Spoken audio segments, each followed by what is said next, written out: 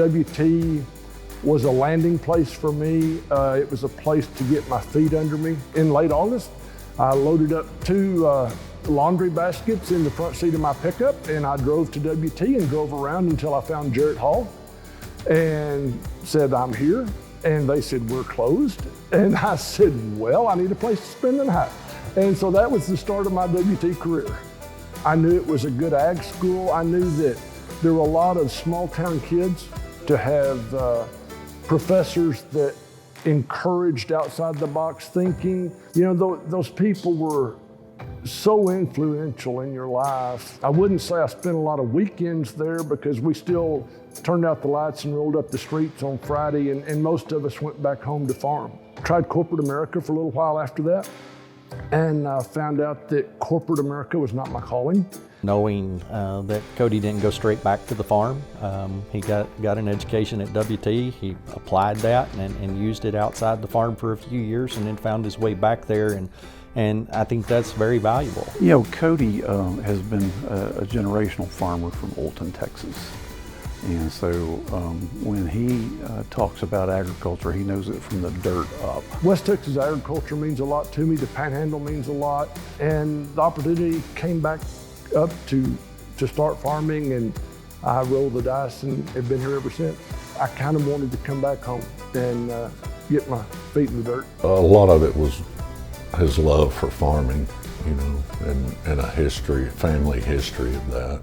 Kody could have easily gone and done a multitude of things, but he chose to come back here. Still have a little bit of corn, a lot of cotton, a lot of sorghum. I've grown sesame, sunflowers, black-eyed peas. I like to say if it's legal and ethical and might make $1, I've probably tried it.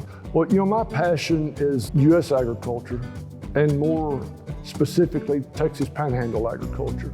I think the farm should be a part of our national security plan. That's how passionate I am about it. I mean, I think Kody's fun. As the staff person that reported to Kody and worked for Kody, there's another side of Kody, and it's all business. When I'm in a boardroom or internationally, I would rather you respect me for standing my ground than like me, if I have to choose.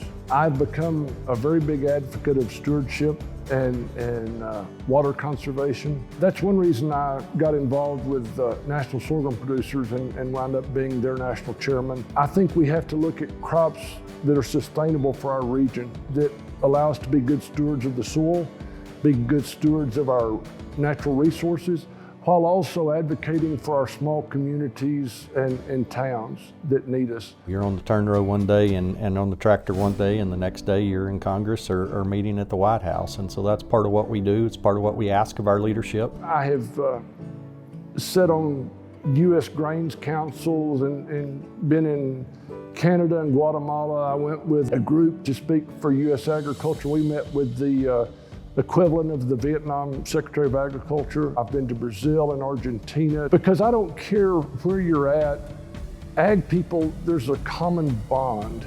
And when you start talking farming, turning dirt's a whole lot the same all over the world. Kody's very humble about it. I didn't even know he was on that board for the longest time, you know, until I read it in a farm magazine. He's full of ideas. It's just amazing to see what his mind comes up with, and some angle that you've missed that is a way to help farmers. There's a lot of people that just aren't comfortable speaking, and I keep my foot in my mouth about half the time anyway, so I don't mind. I don't think there's a limitation on where you come from. It's about whether or not you're willing to serve, and whether or not you are willing to put your talents on the line.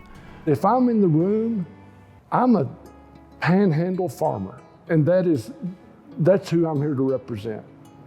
This is my therapy room. I love history. I love the greatest generation, when things were built to high standards and built to last and built to be repaired. The building was the old Olton Auto Parts store, and when they closed the auto parts store down, I just couldn't stand to see it torn down.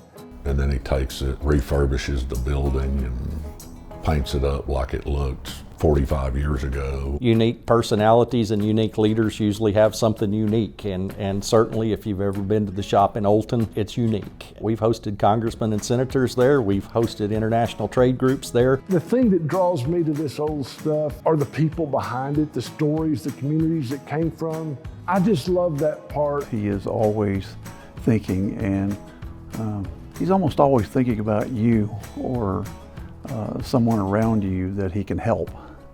You know, mental health is one of those things that I think especially Panhandle people, we're taught to be independent and you know, it's not manly to ask for help. Suck it up and be quiet and do your job. And I just think that is so wrong. When I was National Sorghum Chairman, that's one thing that I wanted to talk about was agricultural mental health. I've often said when I'm sitting on a tractor all day, I can get rich and go broke 3 times in the same day. When you know that there's a lot of us that have been there and will be again, I think that's healthy. I like to reach out and text people randomly, just to say, hey, thinking of you, and we've all been here before. He'll call at just the right time and say, you know, I'm just going to call and check on you. Just, you know, I hope you're doing okay. And I've seen him do it with me. I've seen him do it with people over and over again. No matter what it is, he's there for you. It's a lifetime of caring about community and supporting community. He's kind of a behind the scenes guy. I'd say he's not really looking for any recognition. That's what you do in a small town. Everyone does that. You coach Little League and you coach little dribblers and you serve on the church boards and you serve on the school boards and you help the Chamber of Commerce with things. I don't do near what a lot of other people do, but we all try to chip in. That's what I call the West Texas spirit. This is home. And West Texas agriculture means a lot to me. The Panhandle means a lot. It makes you super proud to, you know, be able to say, hey, I know that guy. That's a good guy. Obviously, Kody is a natural born leader that just has those leadership characteristics, but it's also how those were honed over time and how you grow those skills. That's the wisdom that you hope for in volunteer leaders, and you know, that's the type of wisdom that was so valuable from Kody's time in leading us. I don't think Kody ever knew that anything was impossible. He just did it. And we need that. We need lots of folks like Kody in this world, but I'm sure glad we've got him. There's a point in your life when you realize that you're never going to be rich or famous or win the Nobel Prize. But I decided a long time ago that if I can raise good kids, if I can make a difference in my community or the Panhandle, I'm not sure how I wound up here, but it's a great honor because I love WT. I wouldn't be who I am without WT. I wouldn't be where I am.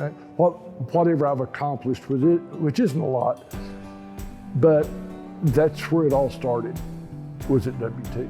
I'm in some pretty lofty company here, some really admirable people that have done a lot, and I feel humbled and inadequate. I appreciate it. From the bottom of my heart, I appreciate it.